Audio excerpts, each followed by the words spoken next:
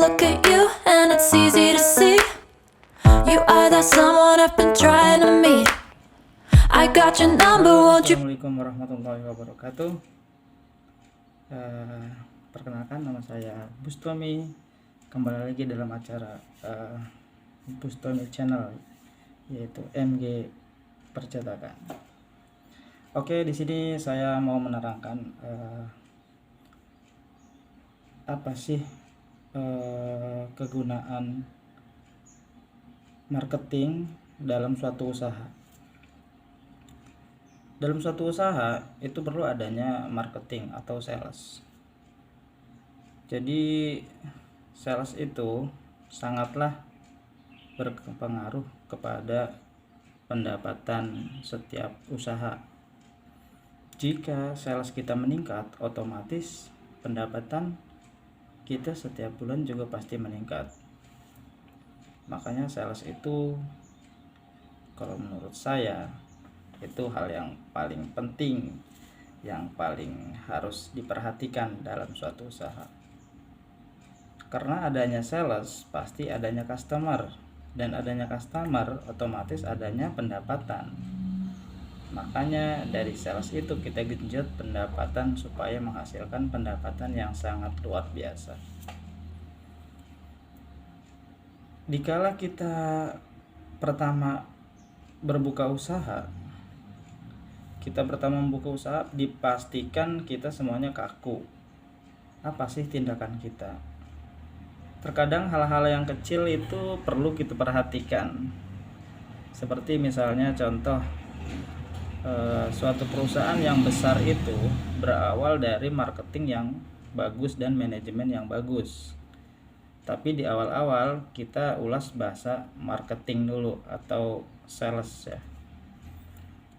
Suatu perusahaan yang mempunyai sales yang bagus, otomatis dia akan mendapatkan pendapatan yang bagus.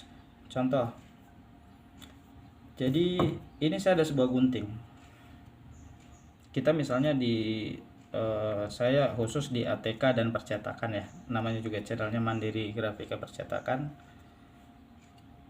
Si sales itu kita benar-benar harus paham. Marketing itu harus paham dari produk gunting ini.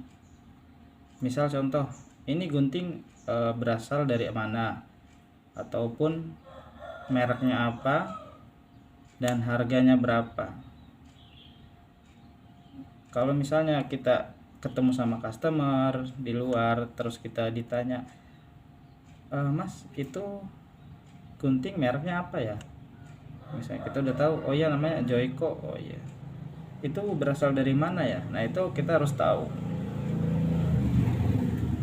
Jadi biar si customer itu yakin dengan produk yang kita jual. Oke, adapun misalnya nanti pembahasan yang lain, kita nanti lanjut di video berikutnya. Kita bahas tentang masalah marketing aja dulu. Oke, jadi suatu perusahaan itu akan maju dan berkembang pesat dalam 3 poin kalau menurut saya ya. Karena saya menjalani usaha ini udah selama kurang lebih 5 tahun. Alhamdulillah berjalan dengan lancar ya. Meskipun kemarin di zaman pandemi kita emang down banget pendapatannya, tapi insya Allah kita akan bangkit lagi.